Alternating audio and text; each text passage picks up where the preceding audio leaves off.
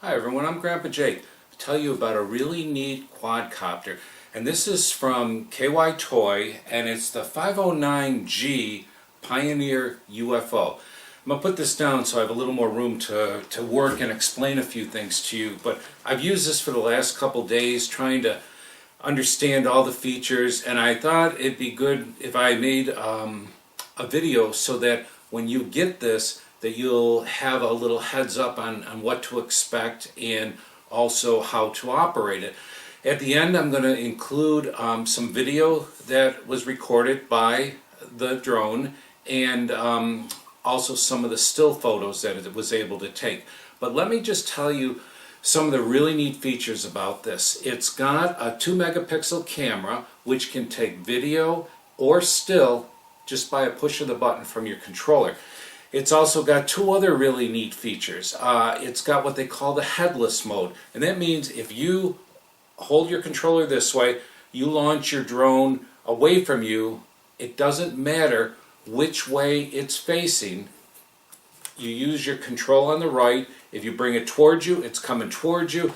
If you push it left or right, it's going to go in that direction. And that's nice when you're beginning to learn this. So if it gets out of sync with the way you think it's turning, being in headless mode, it will come back to you that way. It's also got a one button return to home, which doesn't mean it's going to come exactly to you, but say it gets a little far from you and you're uncertain on the orientation of which way the drone is facing, press that and it's going to come pretty close to where you are, at least give you a chance to get it back.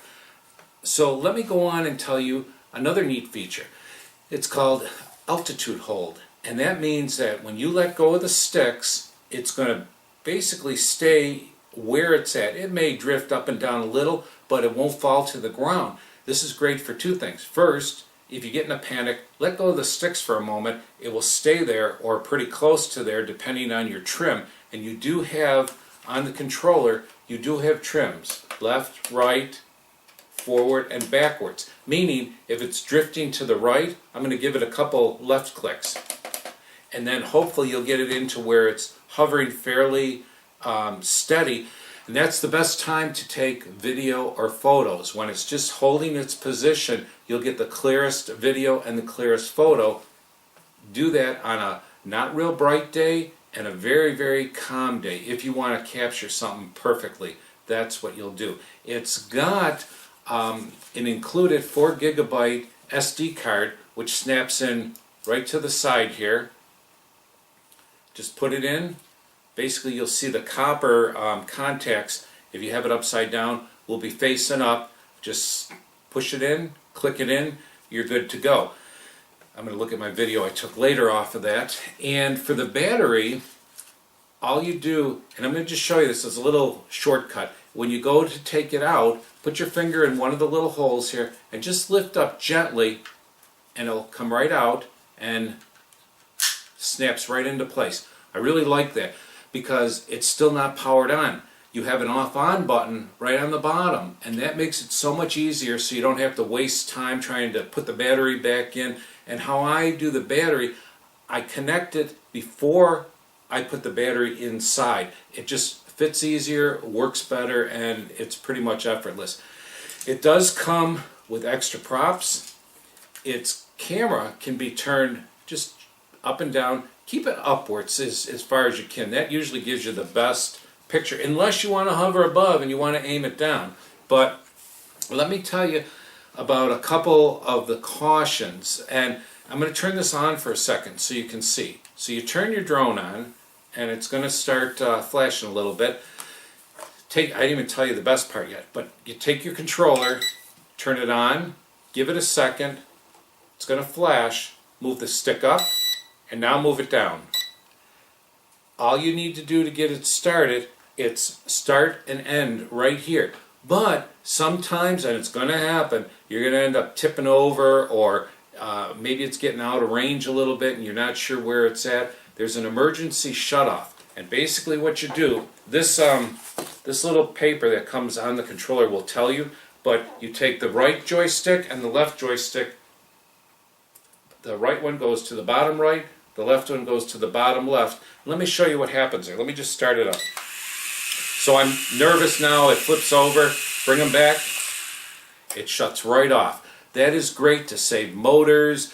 If it gets in a predicament, you can do that. The other thing, if it starts acting a little weird, the calibration is just the opposite. Instead of to the bottom right and the bottom left, move them both in. So the right one is going to go to the bottom left, and the left one's going to go to the bottom right. Again, it's going to show you on the thing, but watch the lights when I do this.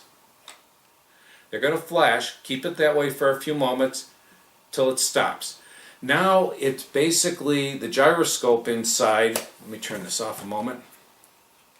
The gyroscope inside is calibrated, so it's going to fly as steady as it can using the trim keys. Again, if you do it in the wind, it's going to drift. There ain't nothing you can do about it.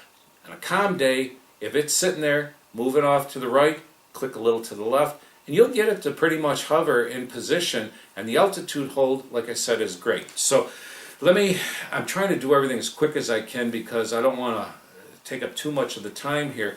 You get a USB charger for the battery, you get another USB charger for the display, and that's what I'm going to tell you about. And then you also get a little USB reader. You plug your SD card in here and you can plug it right into your computer. So they've given you everything, even some screwdrivers and extra screws to mount everything. I'm going to go back and tell you about that in a moment, but let me tell you about this monitor. And let me turn this back on so you can actually see it. The monitor is so high quality. Hopefully you can see, and let me move this a little bit towards my workbench, which is probably messy,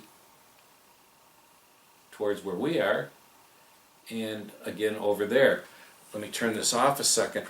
The quality of the monitor is amazing. It shows you the battery level, which this again is rechargeable. It's got a sun shield, and I'm going to turn this off for a minute. The sun shield, you just fold it down and shut it, but when you're outside in the sun, all you do is pick it up, it opens up, it will give you some protection, so you'll be able to actually fly this without even watching this. In other words, as this is flying, you could be watching the monitor and you'll be able to control where it is and bring it back to you. It's great. And then for taking your photo or video, click to video, click to photo, and I think I covered, not that you need it, but if you're flying and you don't want these little lights to be on the bottom, you even can turn them off. Might give you a little more time on the battery, probably not much. I flew it twice, and I'd say I got about 5.5 minutes of flight time, which is plenty, trust me. I have a little racer. I only get 3 minutes with that, and that still seems to be a long time. So 5.5 minutes, depending on how aggressive you are, is going to be plenty. You do have some switches up on the top here. One will bring you into a performance mode. So in the beginning, keep it the way it is. Very gentle turns. You want to get more aggressive, click it. Now it's going to do more banks. You can even do flips.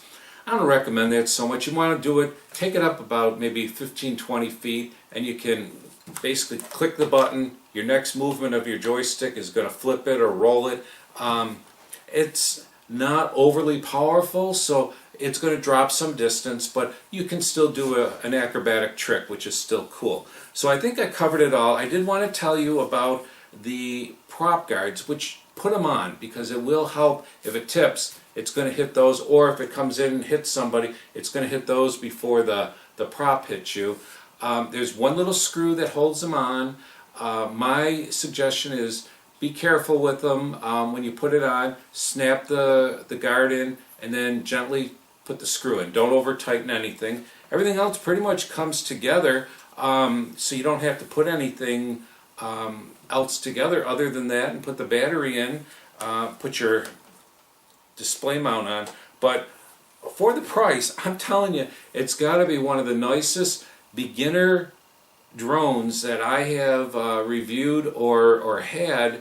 And if you're just starting out, take a look at it. I can't believe they're giving you a nice high quality monitor. It's not hazy at all. It's very clear, so you're going to be able to see what it sees. So when you're even videoing or taking a picture, you're going to know what that is going to be capturing. So take a look at that. If you're still on the end of this video here, I'm going to try to attach a little video of what it saw and maybe a picture of another camera watching it fly, so you get a better idea. So check it out. I'm probably going to put this on my YouTube too, so if you're interested in seeing more, just let me know and I'll give you the link. Have a wonderful day. Take care. Bye-bye.